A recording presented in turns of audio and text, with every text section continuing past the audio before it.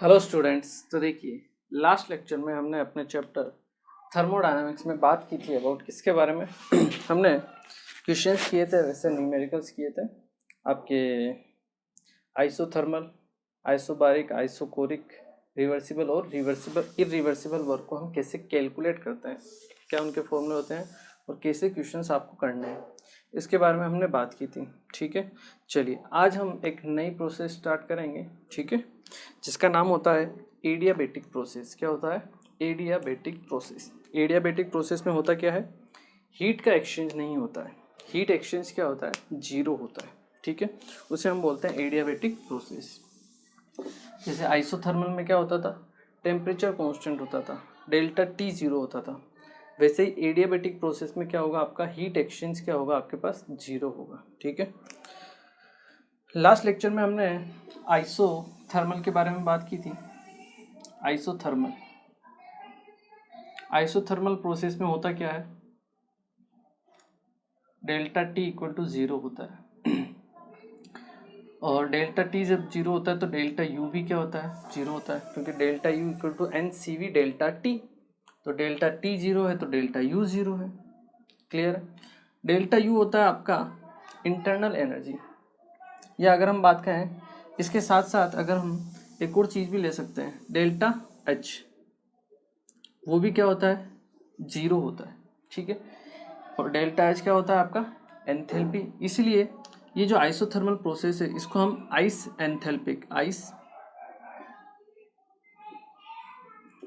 एंथैल्पिक process भी बोल देते हैं कभी कभी। बहुत ही रेयर केस में आपको ऐसा मिलेगा, लेकिन कहीं मिल जाए आइस एंथैल्पिक प्रोसेस, इसका मतलब एंथैल्पी में चेंज क्या है? जीरो है। मतलब वो किसके बारे में बात कर रहा है? आइसोथर्मल प्रोसेस के बारे में ही बात कर रहा है। ठीक है ना। चलिए, इसे चाहो तो आप नोट कर सकते हो पॉज करके। चलिए, अब हम बात करते हैं अबाउट एडियाबेटिक प्रोसेस के बारे में कि एडियाबेटिक प्रोसेस क्या होती है। देखिए,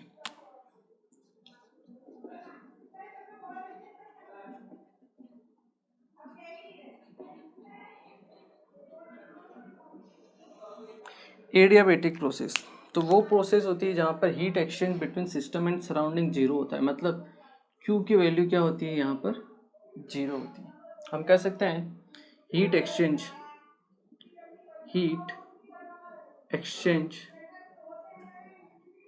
between system and surrounding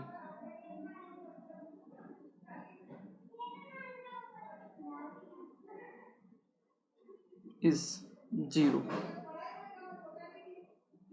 no heat exchange between system and surrounding. System और सराउंडिंग के बीच में हीट एक्सचेंज नहीं होता है।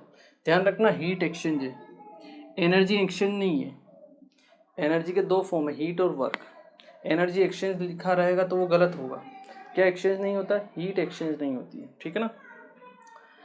तो heat exchange between system and surrounding zero, कोई हीट एक्सचेंज नहीं होती। क्यू की वैल्यू क्या होती है? आपके पास जीरो होती है। ठीक है,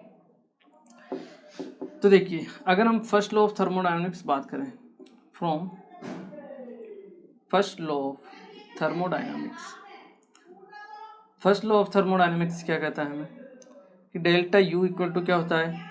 क्यू प्लस डब्ल्यू, यही होता है। और क्यू की वैल्यू है आपके पास जीरो।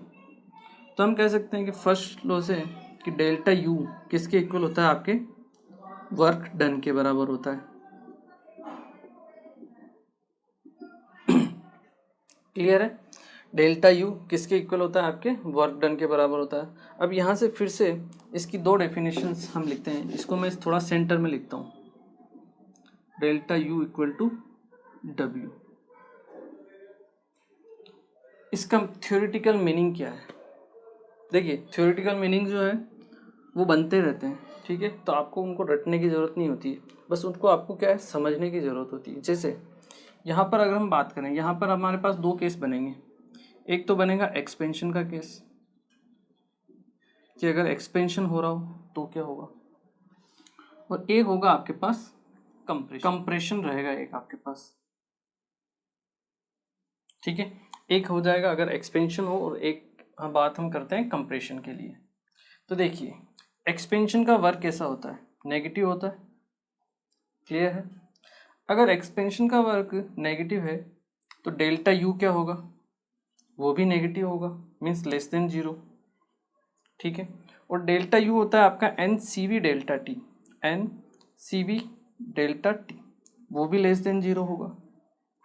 हम कह सकते हैं डेल्टा टी लेस देन 0 होगा,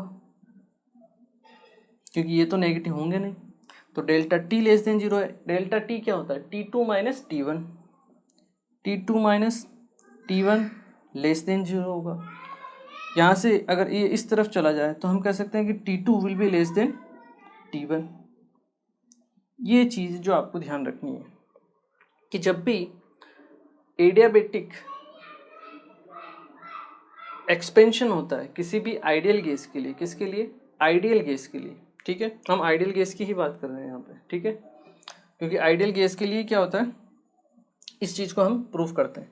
तो देखिए, अगर हम बात करें एडियाबेटिक एक्सपेंशन के लिए, W negative, delta U negative, delta T less than 0 और T2 लेस देन T1, और T2 क्या है आपका फाइनल टेम्परेचर और T1 क्या है आपका इनिशियल टेम्परेचर। तो हम कह सकते हैं कि एडियाबेटिक एक्सपेंशन के केस में for an ideal gas final temperature will be less than initial temperature. इसका मतलब आपका क्या हो रहा है, कूलिंग हो रही है, क्योंकि जो फाइनल है वो क्या है, इनिशियल से नीचे है, कम है। इसका मतलब क्या हो रहा है, सिस्टम कूल हो रहा है। ये चीज़ें जो आपको ध्यान रखनी है, आप यहाँ लिख सकते हो during adiabatic expansion, adiabatic expansion of an ideal gas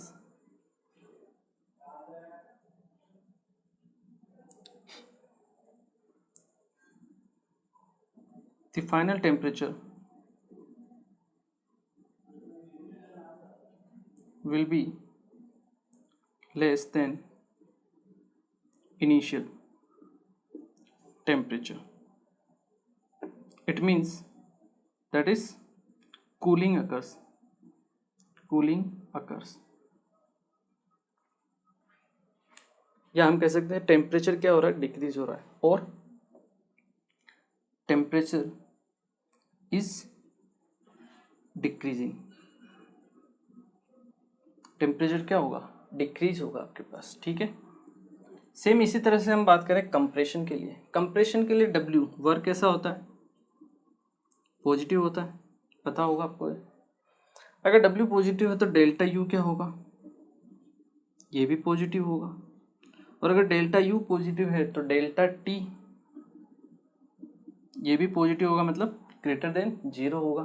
तो हम कह सकते हैं कि T2 will be greater than T1 होगा।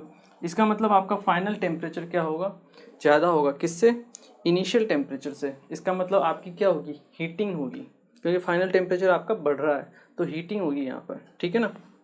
तो हम यहाँ क्या लिख सकते हैं, ड्यूरिंग एडियाबेटिक कंप्रेशन, ठीक है। यहाँ क्या हो रहा था, आइडियल गैस के लिए final temperature will be less, लेकिन यहाँ पे क्या होगा, ज़्यादा होगा। During adiabatic compression of an ideal gas final temperature will be increase and will be greater than initial temperature, ठीक है। मतलब यहाँ पर क्या होगी, हीटिंग होगी, हीटिंग अकर्स, ठीक है। तो ये देखो जो स्टेटमेंट है ये आपको याद नहीं रखने हैं, ठीक है ना, कभी भी, ठीक है। हाँ, देख लिया, याद कर लो तो अच्छी बात है, ठीक है, कोई दिक्कत नहीं है, लेकिन समझना है आपको कि अगर एडियाबेटिक एक्सपेंशन दे रहा है तो भैया एडियाबेटिक की कंडीशन लगा लो। ये कंडीशन आ गई, delta U equal to W होगा। अब देख लीजिए एक्सपेंशन हो रहा है, एक्सपेंशन के बारे में पूछा है तो भैया W नेगेटिव होगा, delta U less than 0, delta T less than 0, तो final temperature less than initial temperature. वो आपको सीक्वेंस पता होना चाहिए, कि हाँ कैसे हमें फाइंड आउट करना है। इनको आप रख सकते हो, रटने की कोशिश करोगे तो भूल जाओगे, मिक्स हो जाएंगे सब कुछ, ठीक है। तो रटने की कोशिश ना करें, समझने की कोशिश करें कि हाँ भैया जब भी एडियाबेटिक एक्सपेंशन होगा final temperature will be less than initial temperature, और जब भी एडियाबेटिक कंप्रेशन होगा तो फाइनल टेम्परेचर क्या होगा, ज़्यादा होगा, ग्रेटर देन होगा इनिशियल टेम्परेचर से। अब यहाँ पे हमने आपके रिवर्सिबल और non reversible reactions, irreversible reactions को हमने काउंट नहीं किया है, ठीक है ना। तो ये दोनों के लिए एप्लीकेबल है। एक्सपेंशन का केस कोई सा भी हो, चाहे वो रिवर्सिबल हो या इरिवर्सिबल हो, या कंप्रेशन का कोई सा भी केस हो, रिवर्सिबल या इरिवर्सिबल हो। एक्सपेंशन के केस में क्या होगा, फाइनल टेम्परेचर लेस देन होगा, मतलब सिस्टम कूल होगा, और कंप्रेशन का केस में क्या होगा, फाइनल टेम्परेचर इंक्रीज होगा, मतलब वहाँ पर क्या होगी, हीटिंग होगी। और ये किसके लिए, केवल और केवल आइडियल गैस के लिए, फॉर एन आइडियल गैस, ठीक है ना। ये जितनी भी चीज़ें हम पढ़ रहे हैं किसके लिए पढ़ रहे हैं, आइडियल गैस के लिए पढ़ रहे हैं, ठीक है। इसको नोट कीजिए, फिर मैं आपको बताता हूँ रियल गैस के बारे में, ठीक है। हालांकि रियल गैस के बारे में पूछते नहीं है, फिर भी मैं आपको थोड़ा सा उसके बारे में आइडिया दे देता हूँ। इसे एक बार आप नोट कर लीजिए। चलिए, रियल गैस के बारे में अगर हम बात करें तो आप लोगों ने एक टेम्परेचर सुना होगा जिसे हम बोलते हैं इन्वर्जन टेम्परेचर। हो सकता है सुना हो सकता है नहीं सुना हो, कोई दिक्कत नहीं है। ये हम गैसियस स्टेट में भी पढ़ते हैं। इन्वर्जन टेम्परेचर, उसका यहाँ पे क्या होता है, थोड़ा रोल होता है फॉर रियल गैस अगर हम बात करें।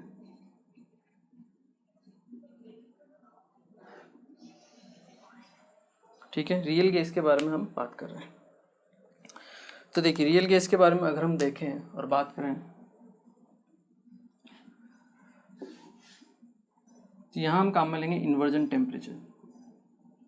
इन्वर्जन टेम्परेचर, इन्वर्जन टेम्परेचर क्या होता है वो हम देखते हैं, सीखते हैं क्या होता है। देखिए, मान लो किसी भी रियल गैस का इन्वर्जन टेम्परेचर है Ti, दैट इज 300 केल्विन, ठीक है।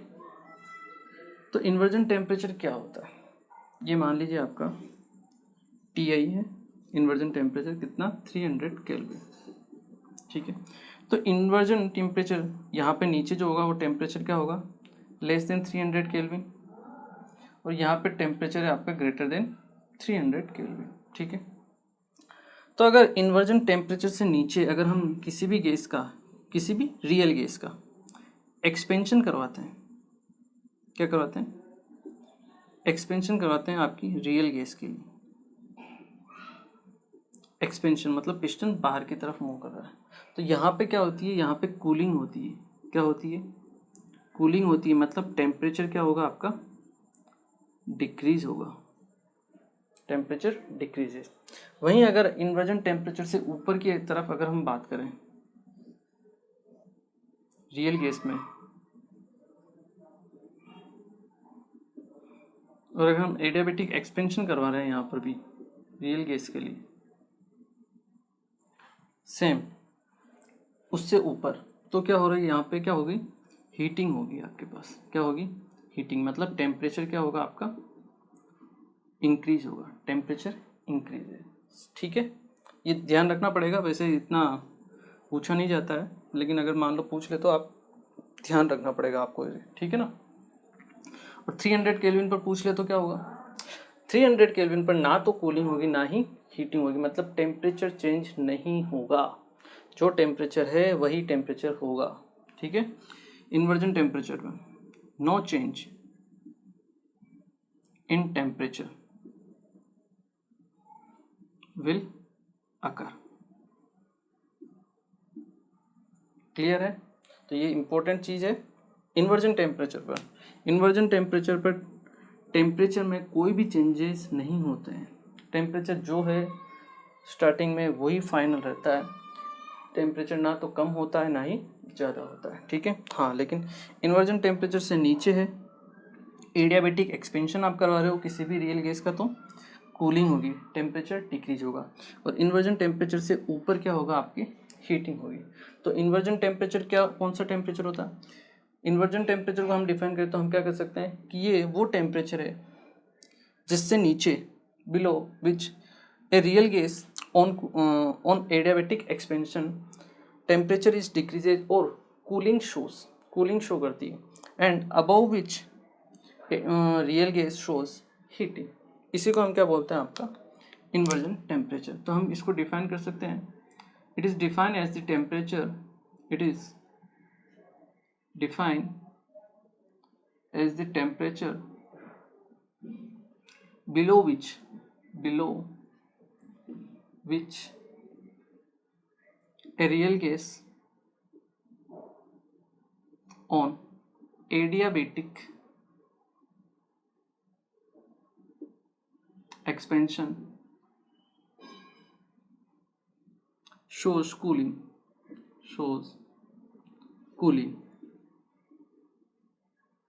and above which it shows heating। बस उसे हम क्या बोलते हैं, आपका इन्वर्जन टेम्परेचर। बस इतनी ही नॉलेज अपने को लेनी है इसके बारे में। इसका फॉर्मूला भी हमने लिखा था, टी आई क्या होता है, twice of A divide by R B. A और बी क्या है आपके, वंडरवॉल गैस कांस्टेंट होता है, हमने पढ़ा ही था वंडरवॉल कांस्टेंट ए और बी। और ये किसके बराबर होता है, ट्वाइस ऑफ बॉइलिंग टेम्परेचर, आपका बॉइल्स टेम्परेचर जो हम गैसीय स्टेट में भी पढ़ते हैं। ठीक है, ये उसका फॉर्मूला है। यहाँ तो फिलहाल ज़रूरत नहीं है, गैसीय स्टेट में ज़रूरत पड़ती है, वही फॉर्मूला है आपका। क्लियर है? चलिए, तो ये होता है एडियाबेटिक प्रोसेस। ये तो हमने अभी एक्सपेंशन और कंप्रेशन दोनों के लिए साथ में ले लिया, सभी प्रोसेस के लिए। अब हम बात करेंगे रिवर्सिबल और इरिवर्सिबल प्रोसेस के लिए, कि एडियाबेटिक जो प्रोसेस है उसको हम कैसे डिफाइन करेंगे रिवर्सिबल और इरिवर्सिबल के लिए। क्लियर है? चलिए, इसे एक बार आप नोट कीजिए। चलिए, नेक्स्ट हम बात करते हैं आपके रिवर्सिबल और इरिवर्सिबल एडियाबेटिक प्रोसेस में वर्क की कैसे हम कैलकुलेशन करते हैं।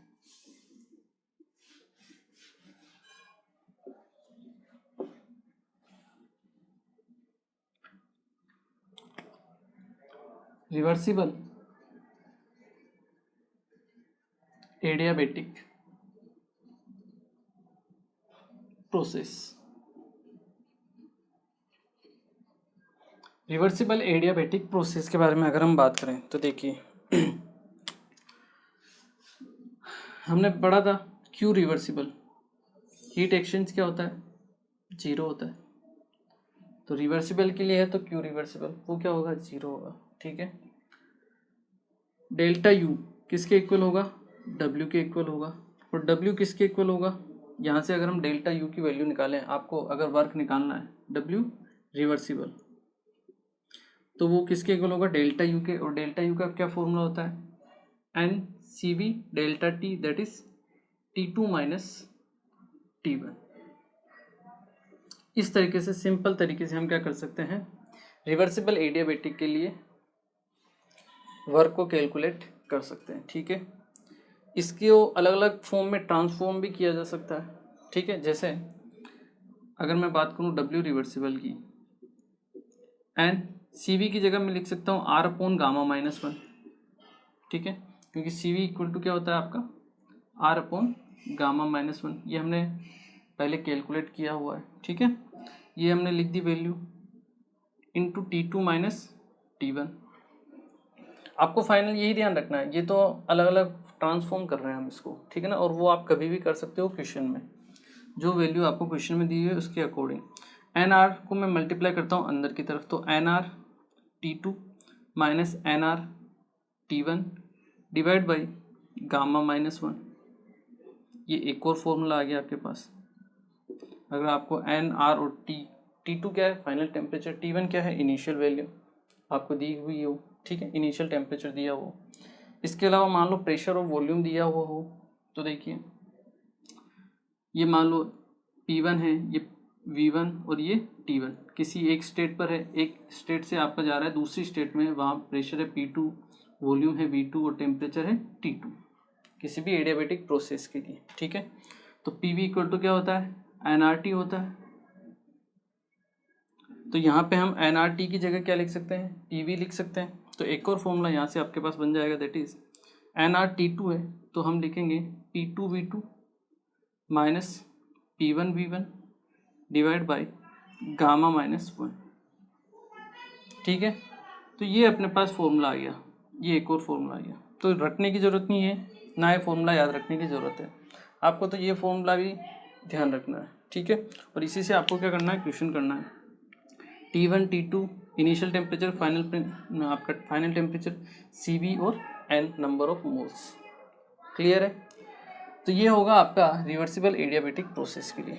अब देखिए रिवर्सिबल एडियाबेटिक प्रोसेस में क्या होता है, कभी भी क्वेश्चन में आपको फाइनल टेम्परेचर नहीं दिया जाता है। ये जो T2 है ये कभी भी क्वेश्चन में नहीं दिया जाता है। इसको आपको क्या करना पड़ता है, कैलकुलेट करना पड़ता है। ठीक है, और वही इंपॉर्टेंट है। अगर फाइनल टेम्परेचर दे दिया जाए क्वेश्चन में तो फिर क्वेश्चन में कुछ बचता ही नहीं है, फिर तो केवल डायरेक्ट वैल्यू पुट करनी पड़ती है। ठीक है, और आपका आंसर आ जाएगा। लेकिन मेन चीज़ है कि फाइनल टेम्परेचर नहीं दिया जाता है, तो फाइनल टेम्परेचर को फाइंड आउट करने के लिए हम एक इक्वेशन ऑफ स्टेट बनाते हैं। किसके लिए, रिवर्सिबल एडियाबेटिक के लिए। ठीक है, वो कैसे बनाते हैं वो मैं आपको बताता हूँ, एक बार आप इसे नोट कीजिए।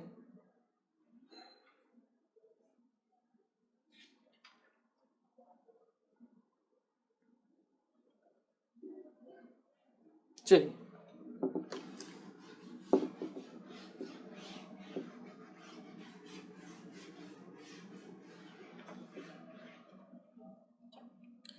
Equation of state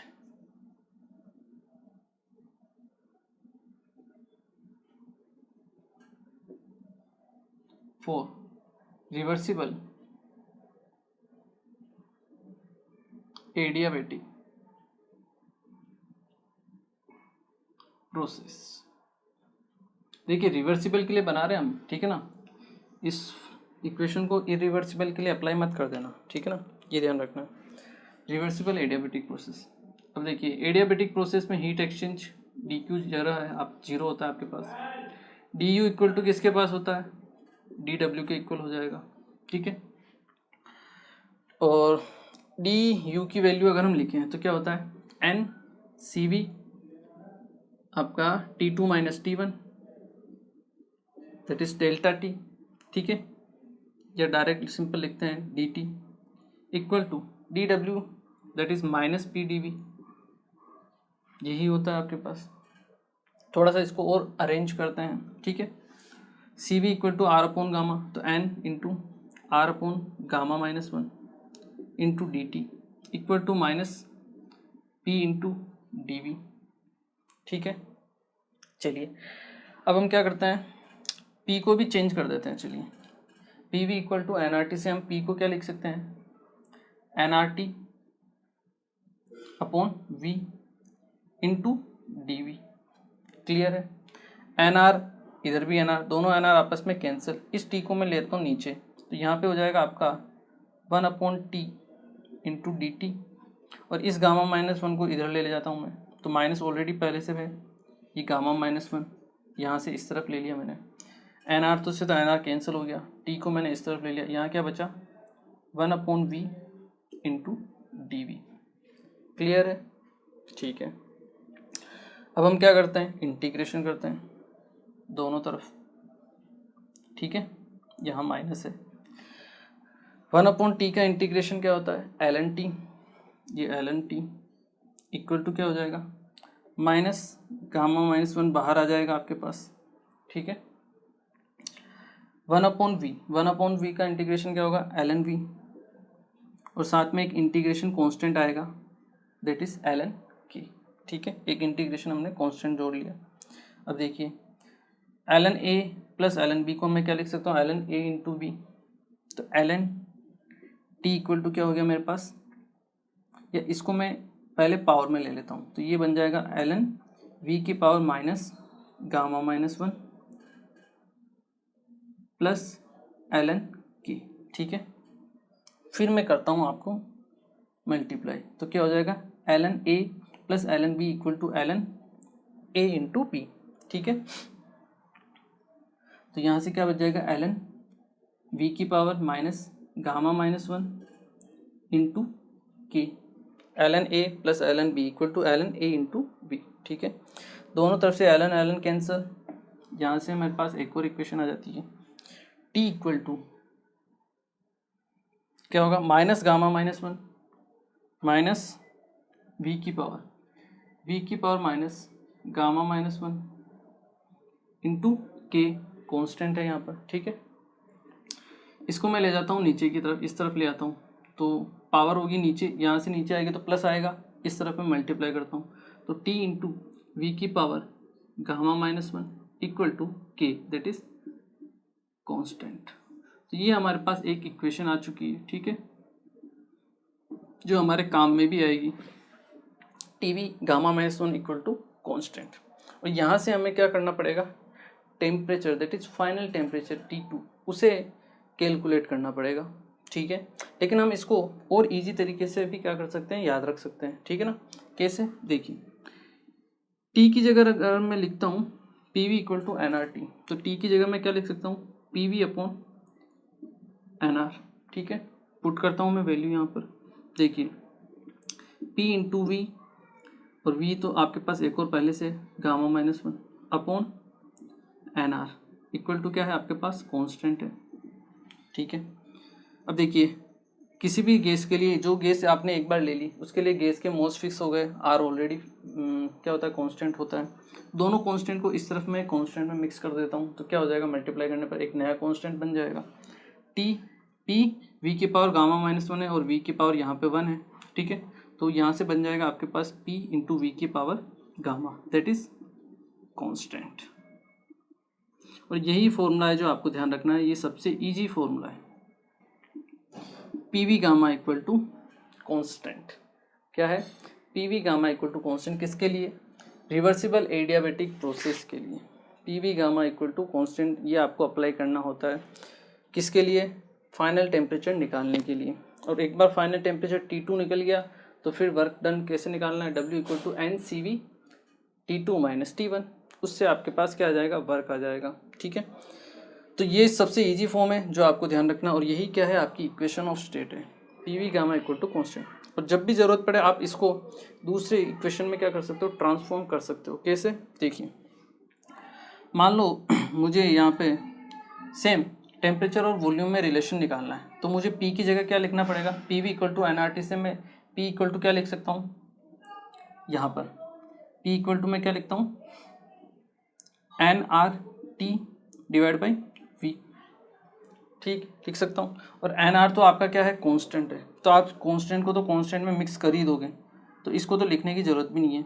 P equal to आप ऐसे लिख दो T by V, direct value रखी है आपने, T V की पावर नीचे वन है, ऊपर जाएगा तो माइनस वन आ जाएगा, तो T V की power gamma minus one equal to constant. इस तरह से आप निकाल लो टेम्परेचर। प्रेशर नहीं दिया है, प्रेशर दिया है तो ठीक है, इससे निकाल लेंगे, प्रेशर नहीं दिया है तो यहाँ से टेम्परेचर से निकाल लेंगे, कोई दिक्कत नहीं। T V की power, V means volume, power gamma minus one, ठीक है, इक्वल टू कॉन्स्टेंट। या फिर अगर मान लो आपको क्या दिया हो,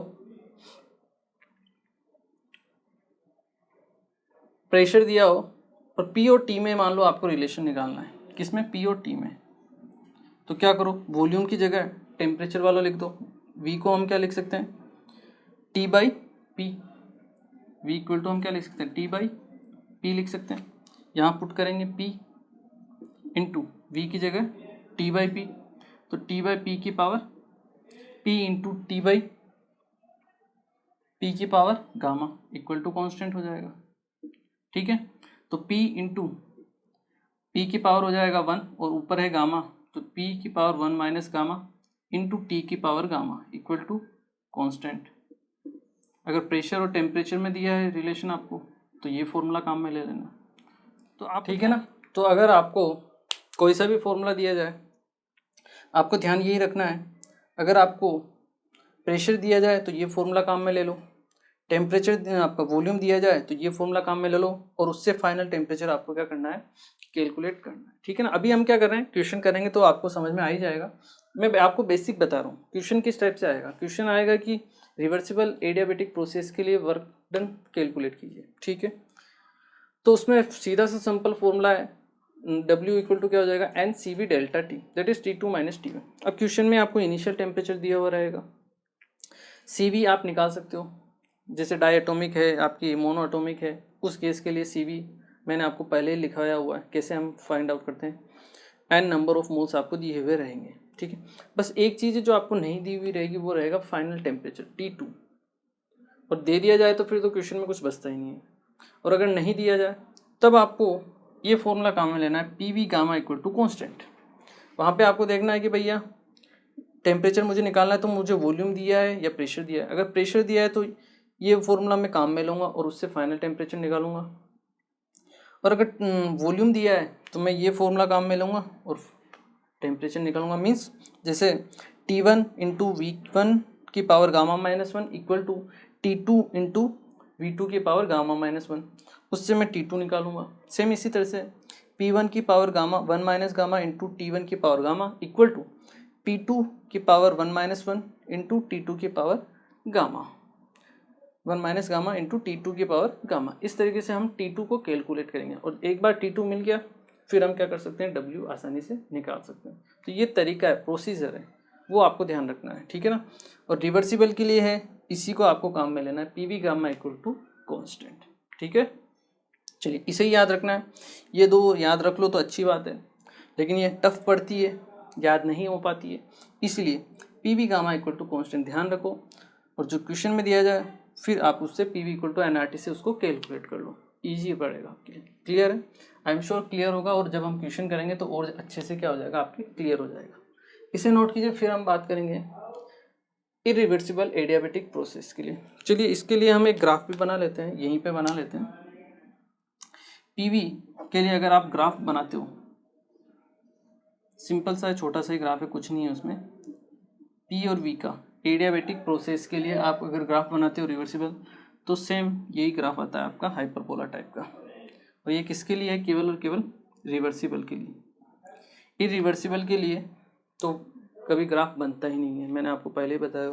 रिवर्सिबल के लिए बनेगा PV इनवर्स, ठीक है। बस हाँ, स्लोप में थोड़ा सा क्या होगा, चेंजेस होगा, जो आपके आइसोथर्मल में बनता था सेम उसी तरह का ग्राफ आपके बनेगा, बस यहाँ पे थोड़ी स्लोप क्या होगी, चेंज होगी। क्लियर है, चलिए इसको नोट कीजिए। फिर हम बात करते हैं आपके इरिवर्सिबल एडियाबेटिक प्रोसेस के लिए, कि वहाँ पे हम कैसे वर्क को कैलकुलेट करेंगे।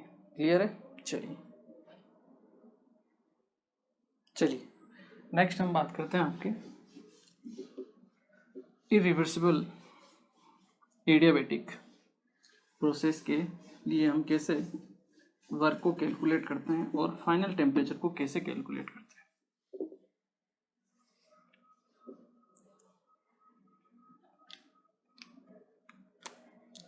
ठीक है, हम क्या करेंगे, कैलकुलेट करेंगे किसके लिए, फॉर इरिवर्सिबल एडियाबेटिक प्रोसेस।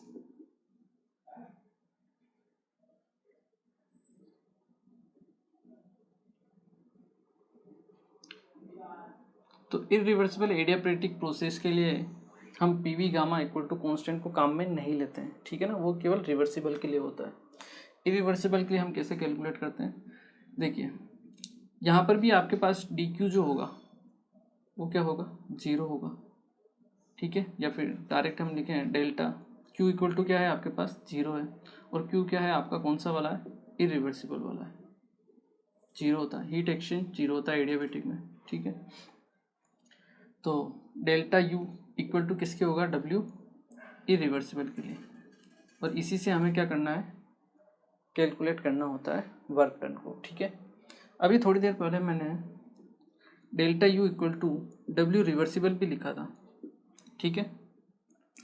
तो इसका मतलब ये है कि डेल्टा U आपका क्या होता है, स्टेट फंक्शन होता है, पाथ फंक्शन होता है, स्टेट फंक्शन होता है, और स्टेट फंक्शन कभी भी पाथ के ऊपर डिपेंड नहीं करता है। यहाँ पर एक जनरली डाउट आता है, उसको मैं क्लियर कर रहा हूँ आपको, ठीक है ना, कि हम A से B में गए, A से B पे गए रिवर्सिबल पाथ से, ठीक है, वहाँ पे हमने कुछ वर्क किया, और हम A से B गए इरिवर्सिबल पाथ से, ठीक है, वहाँ पे हमने कुछ वर्क किया होगा, ठीक है। अब क्योंकि डेल्टा U क्या है आपका, स्टेट फंक्शन होता है, पाथ के ऊपर तो डिपेंड नहीं करता। इसका मतलब दोनों के लिए डेल्टा यू की क्या वैल्यू होनी चाहिए, सेम होनी चाहिए, चाहे मैं यहाँ से जाऊँ या फिर यहाँ से जाऊँ, रिवर्सिबल या इरिवर्सिबल से। तो उनके लिए जो वर्क डन है वो भी क्या होना चाहिए, सेम होना चाहिए। बात तो सही है, बट ऐसा नहीं होता है। किस केस में, एडियाबेटिक के केस में। क्योंकि एडियाबेटिक के केस में अगर आप रिवर्सिबल पाथ से जा रहे हो और इरिवर्सिबल पाथ से जा रहे हो तो कभी भी आप बी पर नहीं पहुंच पाओगे, हमेशा एक स्टेट पर नहीं पहुंचोगे। रिवर्सिबल पाथ से जाओगे अगर बी पे पहुंचोगे, तो अगर इरिवर्सिबल पाथ से जाओगे तो कभी भी बी पर नहीं पहुंचोगे आप। क्यों? क्योंकि इनका फाइनल टेम्परेचर क्या होता है, सेम नहीं होता है। अगर रिवर्सिबल पाथ से जाओगे तो फाइनल टेम्परेचर कुछ डिफरेंट होगा, और इरिवर्सिबल पाथ से जाओगे तो फाइनल टेम्परेचर क्या होगा, डिफरेंट होगा। इसलिए कभी भी फाइनल स्टेट जो होती है रिवर्सिबल और इरिवर्सिबल पाथ के लिए कभी भी सेम नहीं होती है। फाइनल स्टेट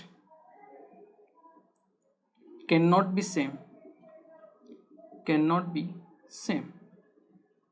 किसके लिए, रिवर्सिबल और इरिवर्सिबल दोनों के लिए फाइनल स्टेट चेंज नहीं होती। क्यों? क्योंकि इनमें क्या होता है, टेम्परेचर में डिफरेंस होता है। अगर हम इस पाथ से जाएंगे तो फाइनल टेम्परेचर डिफरेंट आएगा, और इस इरिवर्सिबल पाथ से जाएंगे तो फाइनल टेम्परेचर T2 उसकी वैल्यू क्या आएगी, डिफरेंट आएगी। इसलिए आप कभी भी एक पॉइंट पर नहीं पहुंच पाओगे। इसलिए इन दोनों का वर्क क्या होगा, डिफरेंट डिफरेंट आता है। ठीक है ना। तो आप चाहो तो यहाँ लिख भी सकते हो, इन reversible and irreversible path, in reversible and irreversible path, the final state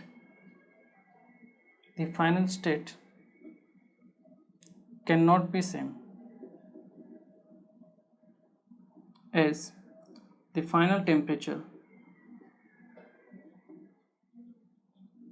is not same for both process या फिर बोथ पाथ। क्लियर है? तो ये डाउट मत रखना कभी भी, ये जनरली डाउट आता है, इसलिए मैं इसको यहीं क्लेरिफाई कर रहा हूँ। ठीक है, अभी जब आप क्वेश्चन करोगे न्यूमेरिकल तब भी आपको पता पड़ जाएगा कि अगर हम रिवर्सिबल पाथ से जाएंगे तो फाइनल टेम्परेचर कुछ और आएगा, और इरिवर्सिबल पाथ से जाएंगे तो फाइनल टेम्परेचर कुछ और आता है। ठीक है, अब हम कैलकुलेट करेंगे क्या, final temperature T2, calculation of final temperature हम यहीं से करेंगे, इसी फॉर्मूले से। डेल्टा यू क्या होता है, NCV T2 माइनस T1। अगर क्वेश्चन में दे दिया जाए T2 फाइनल टेम्परेचर तो कोई दिक्कत नहीं, यहाँ वैल्यू पुट करो, W इरिवर्सिबल आ जाएगा। नहीं आता है तो कोई दिक्कत नहीं है। इसको हम किसके इक्वल रखेंगे, W इरिवर्सिबल। W इरिवर्सिबल का फॉर्मूला क्या होता है, minus P external into V2 minus V1। V2 की जगह हम क्या लिख सकते हैं, NCV T2 minus T1 equal to minus P external into V2 की जगह हम क्या लिख सकते हैं, NR T2 divide by P2 minus NR T1 divide by P1। और इस फॉर्मूले से हम क्या कर सकते हैं, कैलकुलेशन कर सकते हैं। क्लियर है? याद नहीं रखना है, पहले ही बोल रहा हूँ आपको, याद यही रखना है, ये वाला फॉर्मूला। इरिवर्सिबल के लिए जो फॉर्मूला है ये वाला, और इसी से आपको क्या करना है, क्वेश्चन को सोल्व करना है। P एक्सटर्नल या तो क्वेश्चन में दिया हुआ होगा, नहीं दिया है तो जो फाइनल प्रेशर होगा उसी को हम क्या लेंगे, आपका P एक्सटर्नल लेंगे। ठीक है ना। और हम इस तरीके से क्या कैलकुलेट करेंगे, आपका फाइनल टेम्परेचर और वर्क डन, किसके केस में, इरिवर्सिबल के केस में। ध्यान रखना PV गामा केवल रिवर्सिबल के लिए, इरिवर्सिबल के लिए उसको काम में मत ले लेना। ठीक है ना। चलिए इसे एक बार आप नोट कीजिए। चलिए एक क्वेश्चन कर लेते हैं हम, ताकि आपकी थोड़ी क्या प्रैक्टिस हो जाए, अभी तक की ये जो कहानी है वो आपको समझ में आ जाए। ठीक है ना। एक क्वेश्चन देखते हैं। आपको एक डायटोमिक गैस दी हुई है, ठीक है, और इनिशियल स्टेज आपको दी हुई है 2 मोल, टेम्परेचर दिया हुआ है 300 केल्विन। ठीक है, और अगर हम प्रेशर की बात करें तो प्रेशर आपको दिया है P1 दैट इज़ 5 atm, ठीक है। और आपको फाइनल स्टेट दी हुई है 2 मोल से दिए हुए हैं। टेम्परेचर आपको नहीं दिया हुआ है, फाइनल टेम्परेचर T1 दिया हुआ है, और P2 आपको दिया है दैट इज़ 2 atm, ठीक है। एक्सपेंशन हो रहा है आपके पास एडियाबेटिकली, तो आपको क्या कैलकुलेट करना है, calculate Q W delta U and delta H if आपको दिया हुआ एक्सपेंशन इज कैरिड आउट, ठीक है। चारों चीज़ें आपको निकालनी है। फर्स्ट किस कंडीशन में, if expansion is carried out reversibly. Second, expansion if expansion is carried out irreversibly, ठीक है। और आपको एक वैल्यू दी हुई है दैट इज 5/2, 5/2 की पावर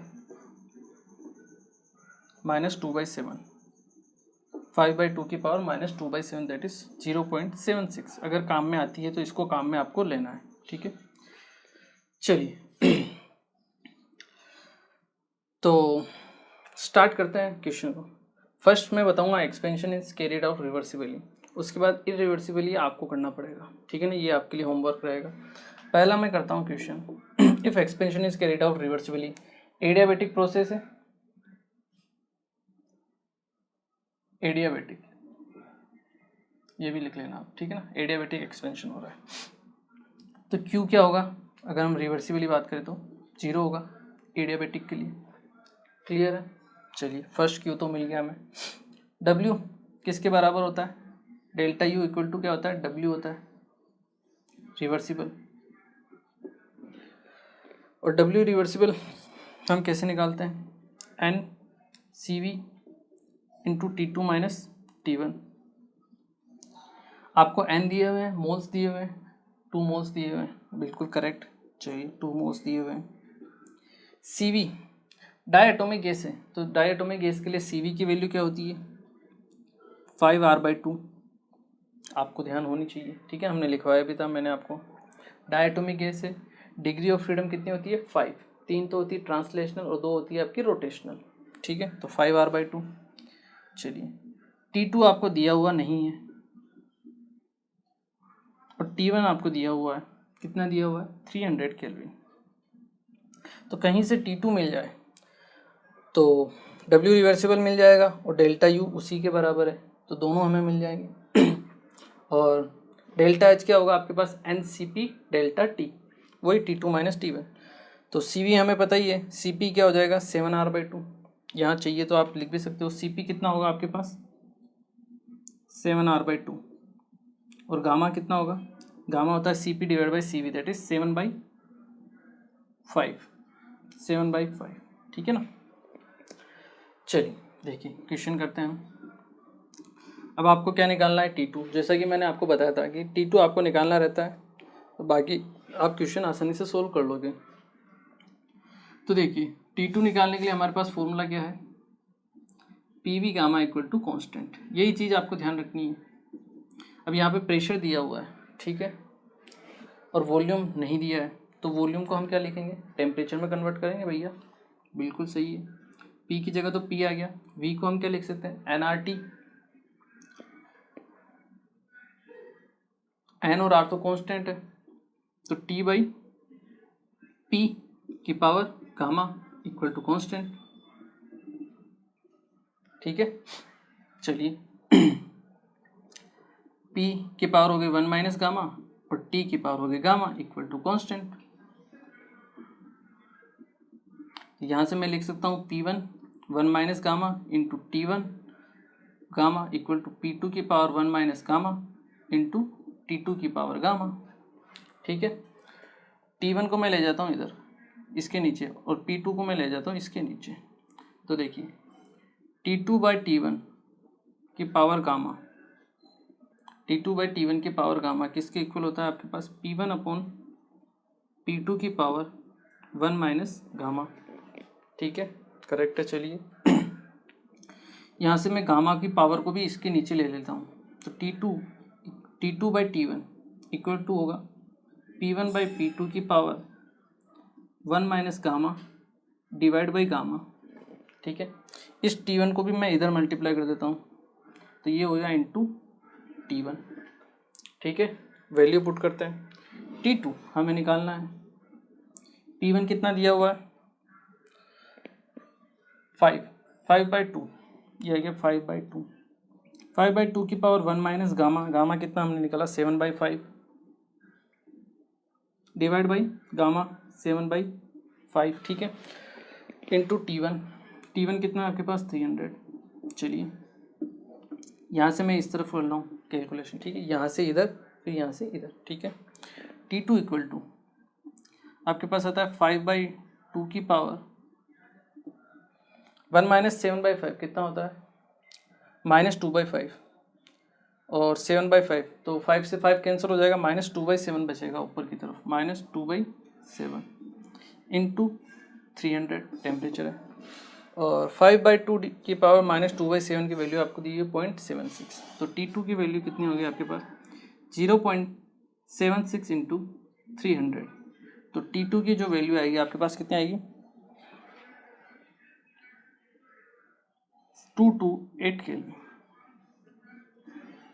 बस आ चुका है आपका आंसर। एक बार T2 मिल गया फिर तो कुछ बचा ही नहीं। यहाँ पे वैल्यू पुट कीजिए, डेल्टा यू मिल जाएगा आपको। डेल्टा यू में निकालता हूँ यहाँ पर। ठीक है, delta U equal to W और W equal to N C V delta T, N C V T2 minus T1। N की वैल्यू हो गई 2, सी वी की वैल्यू कितनी हो गई 5R/2 इंटू T2 कितना है 228 माइनस T1 कितना है 300। ठीक है, 2 से 2 कैंसिल, R की वैल्यू अगर हम कैलोरी में लेंगे तो 2, तो 5 इंटू 2 10 इंटू यहाँ बचेगा -72। तो W इक्वल टू क्या आ गया -720 कैलोरीज। और नेगेटिव क्यों आया है वर्क, क्यों, क्योंकि एक्सपेंशन हो रहा है, क्वेश्चन में लिखा हुआ है, इसलिए नेगेटिव तो आना ही सही है। मतलब आपके पास आंसर जो आया आपका क्या है, बिल्कुल करेक्ट है, नेगेटिव में आना जायज़ है, क्योंकि एक्सपेंशन हो रहा है और एक्सपेंशन का वर्क कैसा होता है, नेगेटिव होता है। सिंपल है, W हो गया। बस इस टाइप के क्वेश्चन में यही है कि थोड़ी बहुत कैलकुलेशन रहती है, तो कैलकुलेशन आपको करनी पड़ेगी। ठीक है ना, इस टॉपिक में थोड़ी बहुत कैलकुलेशन रहती है, 1-2 स्टेप में आंसर नहीं आता है, थोड़ा आपको लेंदी कैलकुलेशन करनी पड़ती है। ठीक है, और इजी रहती है ज़्यादा कैलकुलेशन, और टफ रहेगी तो वो आपको क्वेश्चन में ऑलरेडी दी हुई रहेगी। ठीक है ना, W आ चुका है आपके पास। W किसके बराबर है, डेल्टा यू के, दोनों इक्वल हो गए। डेल्टा एच कैसे निकालेंगे, N C P T2 minus T1, N की वैल्यू 2, सी पी की वैल्यू आपके पास कितनी है 7R/2 इंटू T2 228 माइनस 300। ठीक है, 2 से 2 कैंसिल, 7 इंटू 2 14 इंटू -72। ठीक है, तो डेल्टा एच आपके पास कितना आ जाएगा